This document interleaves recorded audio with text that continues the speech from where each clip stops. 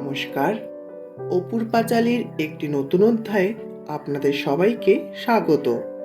আমার মেদিনীপুরের বসন্ত উৎসব অনুষ্ঠানের ভিডিওটিতে আমি আপনাদের জানিয়েছিলাম যে হোলির 5 দিন পর আমাদের পাড়ার রাধা গোবিন্দ মন্দিরে 24 প্রহর ব্যাপী অখণ্ড হরিনাম সংকীর্তন অনুষ্ঠানটি অনুষ্ঠিত হয়ে থাকে।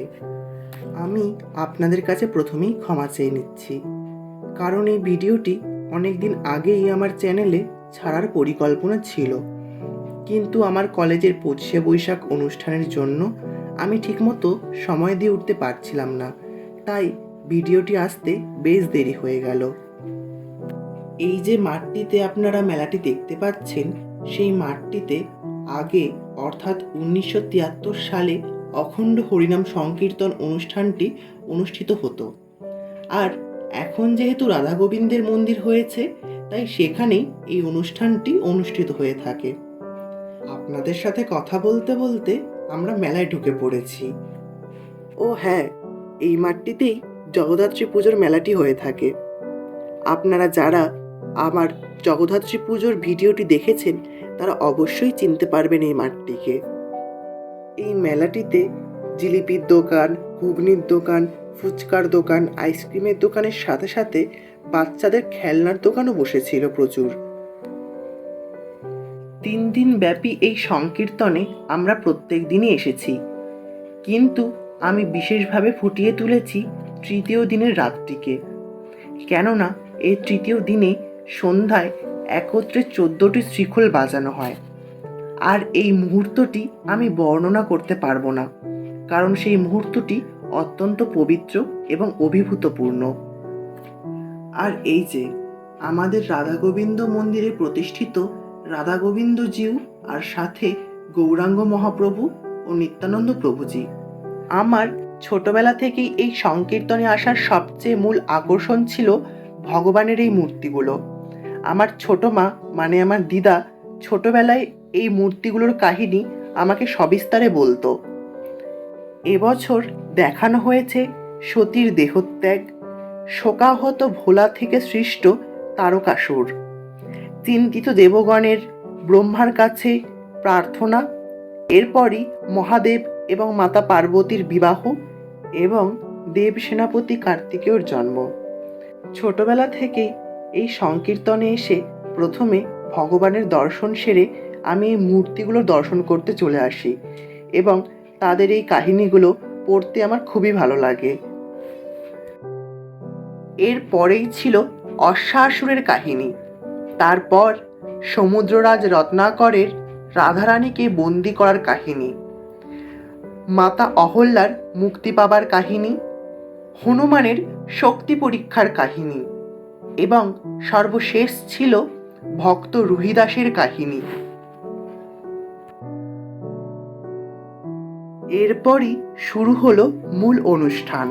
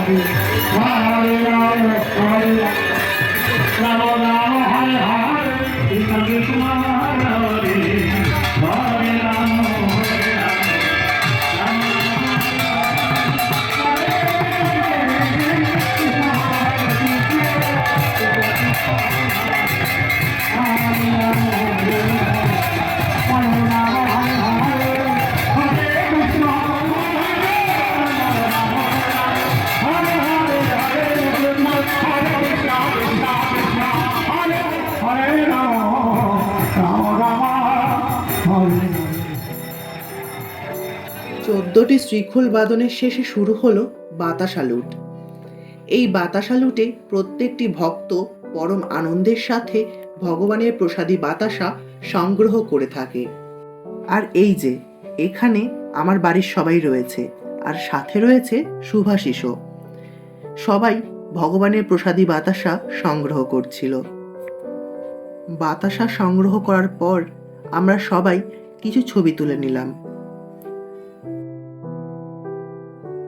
এরপর আমরা চলে গেলাম প্রসাদ গ্রহণের জন্য। এখানে প্রত্যেক দিন দুপুরে এবং রাত্রে ভগবানের প্রসাদ বিতরণ করা হচ্ছিল। 3 দিন ব্যাপী এই হরিনাম সংকীর্তনের শেষের দিন অর্থাৎ চতুর্থ দিনের দুপুরে মহা সমারোহের সাথে মহাপ্রভুর ভোগারতি ও নরনারায়ণ সেবা হয়, যার প্রস্তুতি আগের দিন থেকেই শুরু হয়ে যায়। ভোগ গ্রহণ করবার পর আমরা রাত্রে বাড়ি ফিরে এসেছিলাম। পরের দিন দুপুরবেলায় আমরা আবার বেরিয়ে পড়েছি মহাপ্রভুর ভোগারতির জন্য।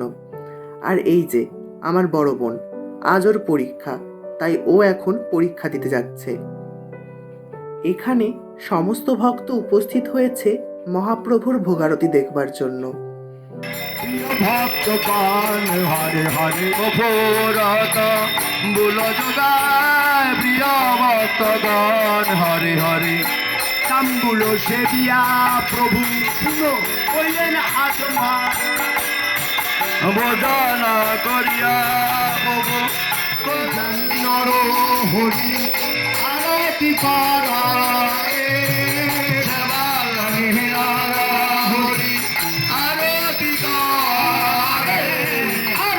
করে নার হরি গোড়া রসের বদন হেরি আরতি করে নার হরি গোড়া চাঁদের বদন হেরি করে হরি আরতি করে নার হরি শ্বেত চাঁদের করে ধরি আরতি করে নার হরি শ্বেত চাঁদের করে ধরি আরতি করে নার হরি কামর বন্ধন করে ধরি আরতি করে নার হরি কামর বন্ধন করে তাহার মধ্যে মহাপ্রভু হরে নয়ালি হরে হরে তাহার মধ্যে মহাপ্রভু ছাড়ি নয়ালি ফুলের পাপড়ি যত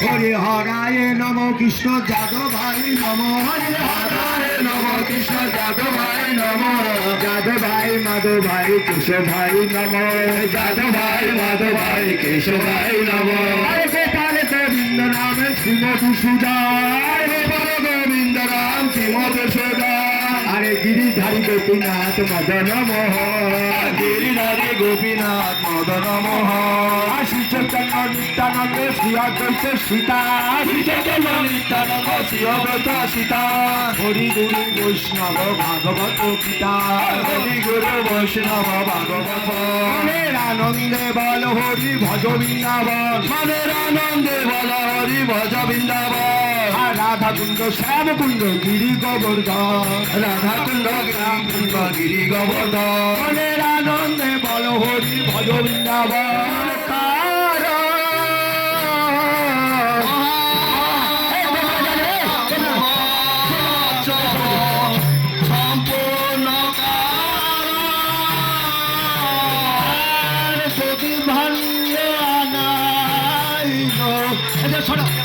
সত্যি